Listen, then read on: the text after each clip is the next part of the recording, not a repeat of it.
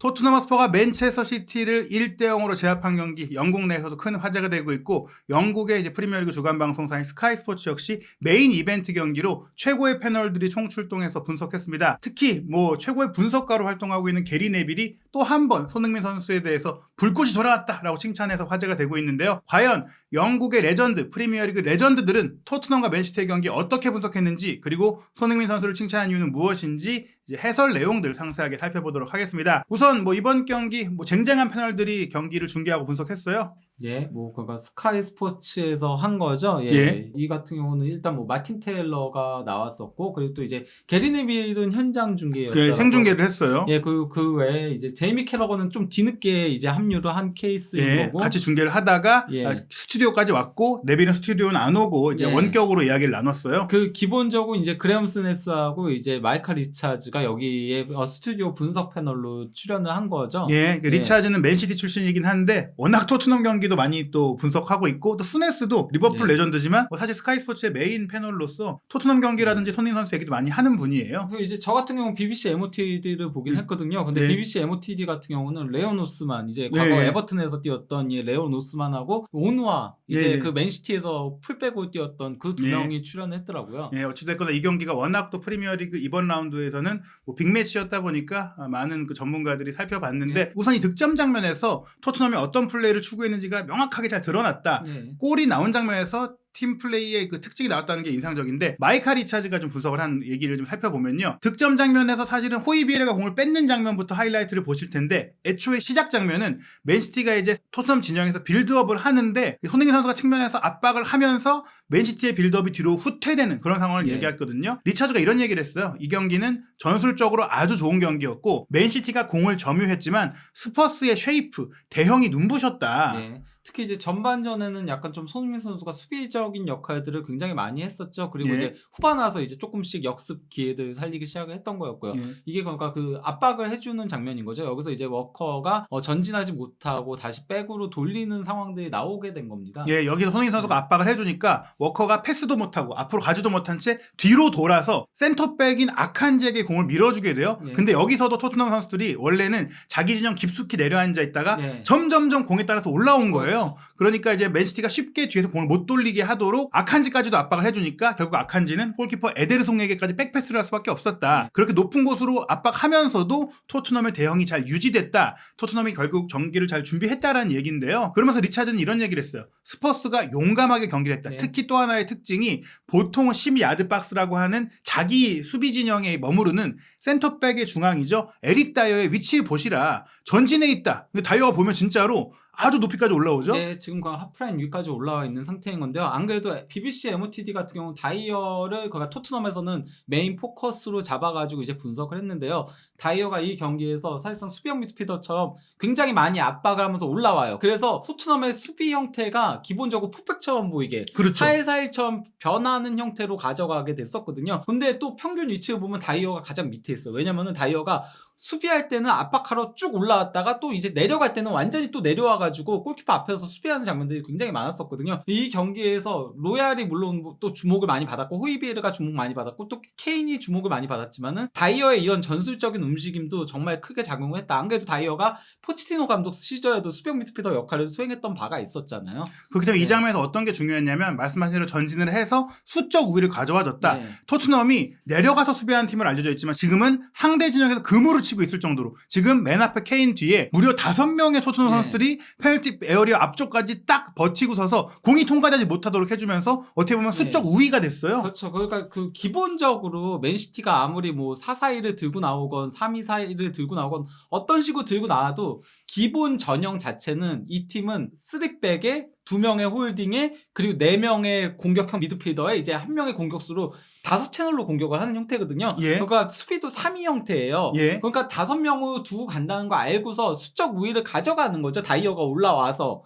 그렇게 압박을 해주니까 공을 돌릴 때 조금 당황하게 되고 어디로 줘야 되지? 특히 토트넘과 경기할 때는 예. 토트넘이 이런 정도의 전방 압박을 한 적이 별로 없었고 예. 다이어가 올라온 적이 없다 보니까 맨시티가 약간 순간적으로 길을 잃은 겁니다. 거기다가 이제 MOTD에서는 이 부분도 지적을 하나 하긴 했었거든요. 어떤 거냐면요. 맨시티 쪽을 이제 포커스를 맞췄을 때는 홀란드의 움직임을 굉장히 많이 포커스를 맞췄어요. 그러면서 홀란드가 혼자서 뛰어들어가고 있는데 예. 맨시티는 계속 후방에서 돌린다. 볼을. 예. 그 얘기는 저희도 여러 번 했었잖아요. 근데 그 특징을 알고 이렇게 플레이한 거나 마찬가지예요. 그러니까 용감하게 6명이 압박을 한 거죠. 얘네들 바로 넘기지 않는다. 절대. 그렇죠. 얘네들은 돌리면서 만들어가는 팀이기 때문에 앞에서부터 물러주자. 예. 이걸 전반전 내내 한 겁니다. 그리고 예. 후반에는 조금 내려앉아서 역습 카운터 치는 형태로 가져갔던 거고요. 그리고 이 장면에서 중요했던 것이 호이비에르 선수의 커트 플레이이긴 했지만 중요했던 포인트를 마이카 리차즈가 잡는데요. 사실 토트넘이 이렇게 전방 압박을 해도 맨시티라는 팀 자체가 이런 압박까지 풀어낼 수 있는 패스팅 능력이 있는 팀이다. 그런데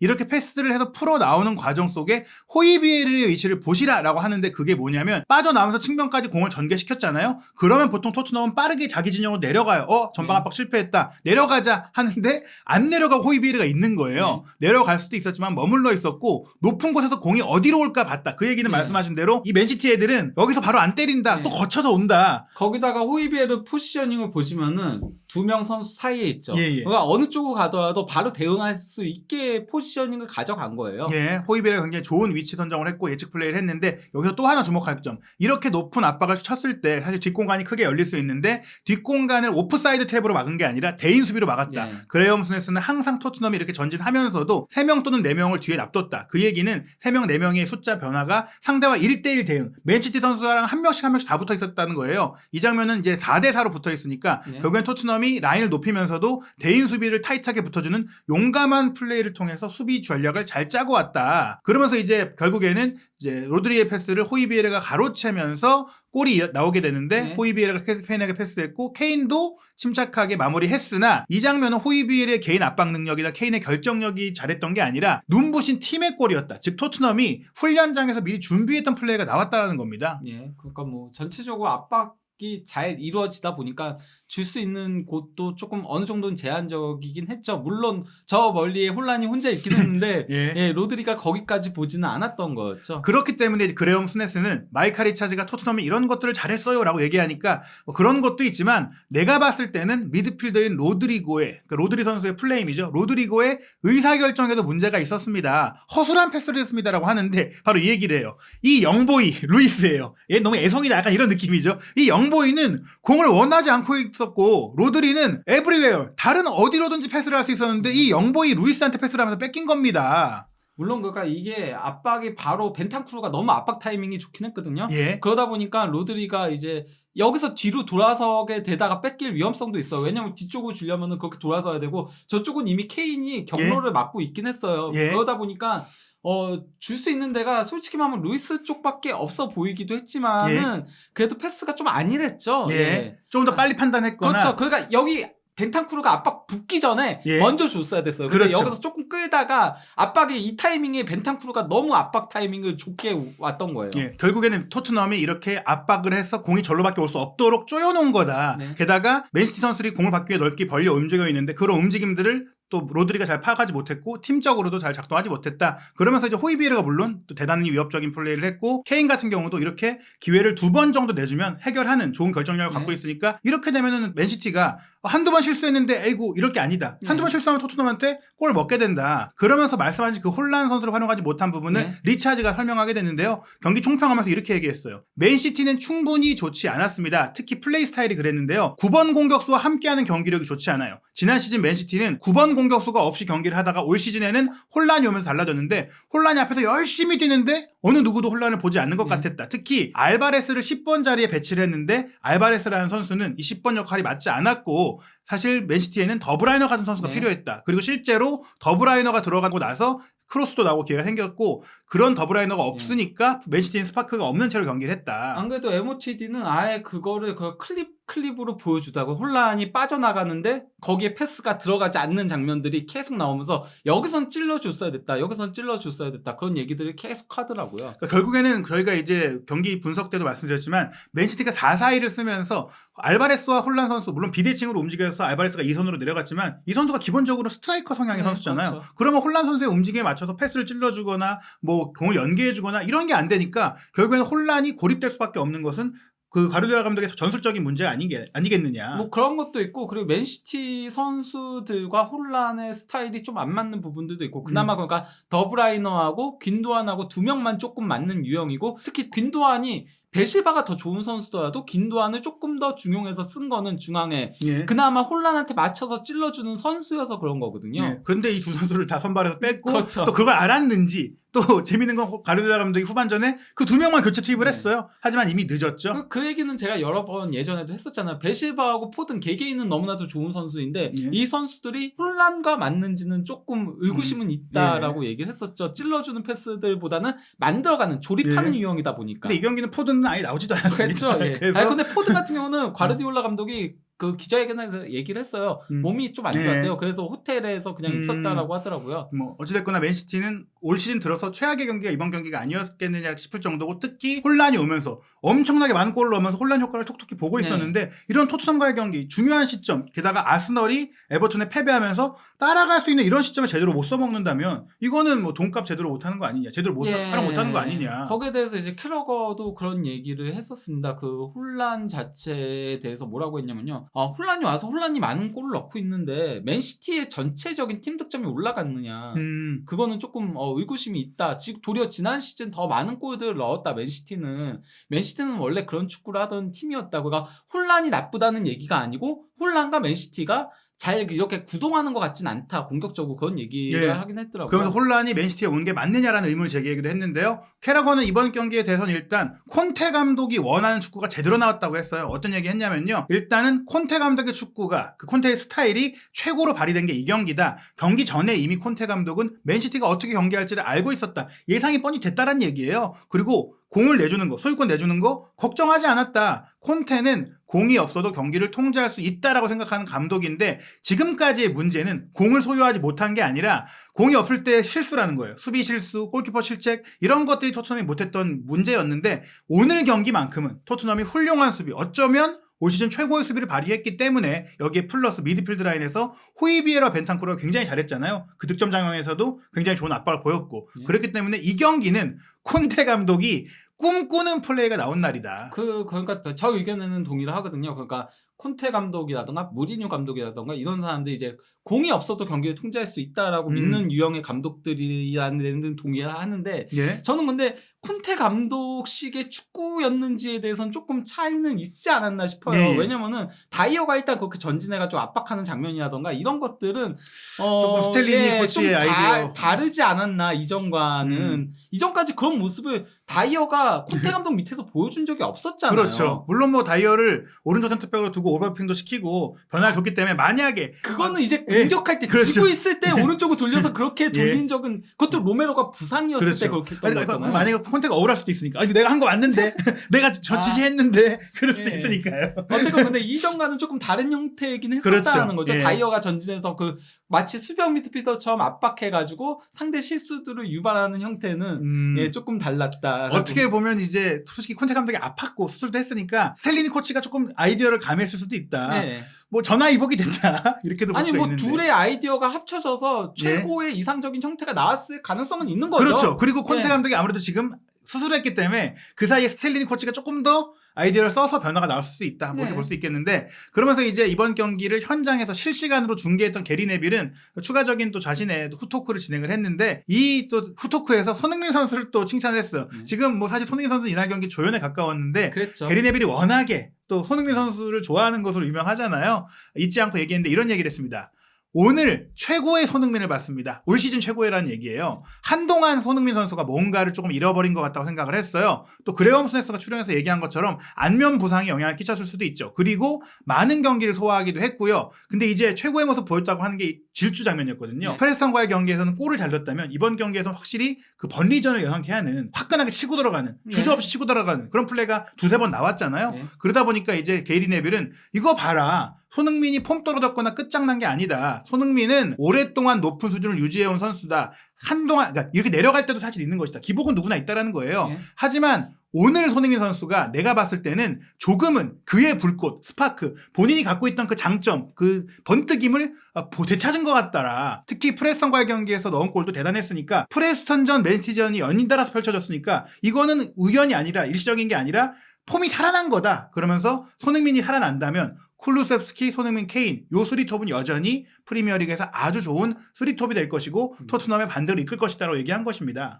다만 이제 쿨루세스키는 아직은 조금 더 폼이 올라오긴 해야 될 것 같더라고요. 네. 그러니까 이 경기에서 좋은 모습과 안 좋은 모습을 동시에 보여줬었거든요. 예, 오히려 손흥민 선수가 안 좋을 땐 쿨루셉스키가 잘했는데 또 지금은 또 손흥민 선수가 좀 살아나니까 쿨루셉스키가 조금 떨어지는 모습이 있어요. 그러니까 뭐 어느 정도 유지력 같은 것들이라던가 이런 것들은 괜찮았는데 확실히 폼이 안 좋다는 걸 확인할 수 있는 게 소유권을 너무 많이 잃었어요. 예. 쿨루세스키가 그 가장 많이 소유권을 잃은 선수였잖아요. 예. 그러니까 그거 보면서 아니 이 선수가 이렇게 소유권을 쉽게 잃지 않는 그게 어떻게 보면 쿨루세스키의 최대 강점 중에 하나잖아요. 근데 그게 조금 보이지 않았던 부분에서 클럽이 조금만 더 올라오면 좋겠는데라는 생각은 들긴 했었습니다. 그러니까 사실 올 시즌에 토트넘이 잘하는 플레이가 나올 때거나 혹은 또 지난 시즌 후반기 같은 경우 쿨루셉스키의 활약상에 항상 이런 분석이 나왔었는데 이번 경기 맨시티전 승리 과정에는 쿨루셉스키 클립이 모든 방송사에 통틀어서 한 번도 안 나올 정도로 별다른 활약 못했거든요. 오히려 이제 뭐 말씀하신 다이어나 뭐 로얄이나 뭐 에메르송 호이비에르 뭐 많은 선수들 얘기 나왔고 손흥민 선수도 따로 언급이 될 정도였는데 어떻게 보면 이제 조금씩 선수들이 살아나는 것 같아요. 그래서 완전차가 된다면 분명히 토트넘이 후반기에 만만치 않을 것이다. 특히 영국 일간지인 익스프레스 같은 경우도 손흥민 선수의 이날 활약상을 따로 조명했었는데 이번 경기 손흥민 선수가 골을 넣지는 못했지만 타이얼리스, 지치지 않고 엄청 뛰어다녔다. 깊이까지 내려갔다. 수비 열심히 해줬다는 얘기고요. 그리고 어떤 토트넘 선수도 손흥민 선수처럼 공을 갖고 운반하지 못했다. 60야드 거리를 엄청난 속도로 공간을 파괴하면서 올라간 선수는 손흥민 선수밖에 없었다. 그게 그러니까 그 경기 시작하자마자 그랬던 거였고 그리고 또 이제 후반전에 그런 장면들이 나왔던 거였죠. 그러니까 왜냐면은 그 압박을 계속 90분 내내 가져갈 수 없거든요. 그러니까 전반전을 그렇게 플레이를 했다가 후반전에는 내려앉으면서 손흥민 선수의 역습으로 그나마 왜냐면은 그렇다고 무조건 내려앉기만 하면은 두들겨 맞거든요. 그럼 결국 실점이 나오니까 거기서 이제 손흥민 선수가 개인 돌파를 활용을 했던 거였죠. 거기서 이제 역습 장면들이 몇 번 나왔던 거였죠. 뒷공간이 있을 때 손흥민 선수가 얼마나 위협적인지 보여줬고 또 사실 전반전 시작하자마자도 한 번 보여주면서 맨시티가 뒤통수가 조금 간지럽게 만들어줬어요. 어떻게 보면 손흥민 선수가 맨시티 수비를 가장 위협적으로 느끼게 만들었던 선수기도 했었고 결국엔 이제 아직 지난 시즌만큼 골은 안 나오고 있지만 어찌됐거나 손흥민 선수의 폼이 돌아오는 게 오래 걸리지 않을 것 같다. 이제 곧 돌아올 것 같다라는 반응들이 나오니까 사실 최근에 프레스턴과의 경기 전까지만 하더라도 영국 내에서는 손흥민 선발에서 빼야 되는 거 아니냐. 손흥민 완전 폼 떨어졌다. 이런 얘기들이 많았었잖아요. 근데 이제 이 두 경기를 통해서 손흥민 선수에 대한 기대감이 이제 우리 한국 팬들이나 한국 언론뿐만이 아니라 영국 언론 그리고 영국의 전문가들에게서 나오고 있다는 건 고무적인 부분 아니겠습니까? 근데 다만 맨시티전에 저는 그거는 하나 아쉬웠어요. 그러니까 손흥민 선수가 후반에 몇 번 이제 끌고 올라갔을 때 직접 슈팅까지 마무리할 수도 있을 것 같았는데 아무래도 물론 뭐 상대가 맨시티니까 조금 더 이제 안전하게 플레이를 하자 그렇게 생각을 해서 패스들을 줬는지 모르겠어도 그래서 슈팅이 딱 한 번밖에 없었다는 그게 살짝 프레스턴전은 과감하게 때렸잖아요. 케인이 있어서 그런가. 어쨌건 그래서 그 부분이 살짝 아쉽긴 했었다. 그래도 그 슈팅 한 번이 위협적으로 날아가면서 뭐 이 경기가 거의 이전처럼 자신감이 없어서 못했는 그런 거 아니죠. 최근에 그랬었잖아요. 그렇죠. 주저했었는데. 한동안 주저했는데 그건 아니었구나. 도리어 상대가 맨시티니까 조금 더 안전하게 플레이를 만들어가자라는 생각 때문에 슈팅을 조금 자제한 거였구나라는 생각이 들긴 했었어요. 실제로 시도한 슈팅도 굉장히 날카롭게 구석으로 갔기 때문에 손흥민 선수의 지금 슈팅 감각은 프레스턴전에 잠깐 돌아온 게 아니라 확실하게 좀 돌아오고 있다. 특히 최근에 점점점 경기력이 좋아지고 있으니까 기대할 수 있는 부분인데요. 스카이 스포츠도 최근에 이제 토트넘의 상승세의 순위표를 점검하면서 승점 39점이다. 한 경기를 더 하긴 했어도 뭐 그래도 현재 순위표에서 뉴캐슬과 승점 1점 차이니까 토트넘도 아직 4위 경쟁권에 있다라고 얘기를 했습니다. 거기다 뉴캐슬이 최근에 승리를 계속 못하고 있죠. 공격력에서 조금 문제를 드러내면서 잡아야 될 경기들에서 계속 무승부, 무패는 이어오고 있는데 승리도 요새 못 거두고 있는 뉴캐슬인 거죠. 맨유 같은 경우는 그래도 계속 치고 올라가고 있어서 거기다가 심지어 카세미로가 뭐 퇴장 후 빠졌는데 잡이쳐 나와가지고 잘하더라고요. 그렇죠. 사실 예. 지금 봤을 때는 뭐 예측 사이트는 538에서 아스널 맨시티 같은 경우에는 거의 98% 챔스 진출을 보고 있고 맨유도 뭐 굉장히 유력한 상황이에요. 네. 승점 차가 뭐 뉴캐슬이랑 2점 차지만 전력이나 흐름이 그렇거든요. 그렇다면 현재 이제 4위 경쟁권은 뉴캐슬, 토트넘, 브라이튼 그리고 첼시, 리버풀이 또 언젠가는 올라오지 않겠느냐 이런 그거는 얘기들이 너무 있는데 근데 승점 차가 좀 커가지고 예. 저는 그냥 브라이턴이 왜냐면 브라이턴도 어쨌건 이라고 보는 게 두 경기에 덜 치렀거든요. 그렇죠. 그 두 경기 다 이기면은 토트넘보다 승점 1점이 더 위기 때문에 거기다 브라이턴은 지금 계속 이기고 있어요. 그렇죠. 미토마가 계속 골을 넣으면서. 예. 그렇기 때문에 예. 오히려 이제 뉴캐슬, 토트넘, 브라이튼이 4위 경쟁권이지 예. 첼시, 리버풀은 좀 더 올라와라. 아직 너네는 예. 아니다. 저도 그렇게 보고 예. 있습니다. 토트넘의 이후 일정을 보면 조금 토트넘이 그래도 4위 경쟁권에서 힘을 받을 수 있는 일정들이 이어집니다. 네, 뭐 일단 뭐 레스터 시티랑 주말 원정 경기를 치를 예정이고요. 물론 뭐 레스터 시티가 최근에 조금 올라오고 있거든요. 특히 이제 겨울 이적 시장에서 영입한 테테가 약간 물건이더라고요. 얘가 네. 드리블 돌파도 6회 성공시키고 막 이러면서 좋은 활약을 펼치고 있던데 그러면서 빌라를 완전히 파괴했었는데 예. 그래서 이제 테테가 오른쪽 윙으로 나오는데 왼쪽 윙백이랑 이제 그 스토퍼 지역이 걔를 조금 저지를 할 필요성은 있어 보이더라고요. 하지만 어쨌건 간에 그래도 객관적인 전력은 토트넘이 한 수 위라고 할 수 있는데다가 전반기 때도 손흥민 선수 해트트릭에 힘입어서 6대2 대승을 거뒀었잖아요. 예. 게다가 케인 선수도 레스터시티에 굉장히 강하기 때문에 그렇죠. 케인이 예. 사실 가장 많은 골을 넣고 있는 팀은 레스터. 예. 임대로 뛰었던 그렇죠. 친정팀인데. 예. 손케디오가 제공만 해준다면 원래처럼만 예. 해준다면 토트넘이 이 경기 잡고 갈 수 있고 웨스트햄도 뭐 지금 솔직히 강등을 걱정해야 되는 상황 아니겠습니까? 네, 거기다가 밀란도 지금 연패 늪에 빠졌죠. 거기다 예. 부상도 너무 많고. 예. 예. 그리고 뭐 첼시도 사실 토트넘이 최근 첼시 상대로 굉장히 어려운 경기들을 해왔지만 지금 굉장히 혼란한 상황이에요. 영입도 네. 많이 했고 또 포터 감독이 좀 많은 비판을 받고 있고. 그리고 첼시가 토트넘을 어렵게 했던 거는 투엘 감독 시절인 거죠. 그렇죠. 예. 그렇기 때문에 지금 일정상으로는 토트넘이 후반기에 조금은 반등할 수도 있고 특히 맨시티전 승리에 자신감을 갖고 쭉쭉 갈 수 있는 타이밍이다. 그리고 손흥민 선수의 폼이 돌아오고 있다. 손흥민 선수의 득점이 프리미어리그 무대에서도 가동이 된다면 후반기 토트넘이 다시 한번 지난 시즌 후반기처럼 챔피언스리그 진출권에 도전할 수 있는 상황이 될 수 있을 것 같은데요. 과연 앞으로 토트넘과 손흥민 선수의 활약은 어떻게 이어질지 그리고 영국 현지 전문가들 현지 방송의 분석 내용은 어떤지 한준TV에서 부버지 김한김 기자와 함께 소개해드릴 예정이니까요. 많은 관심, 구독, 좋아요, 알림 설정 체크하시기 바랍니다.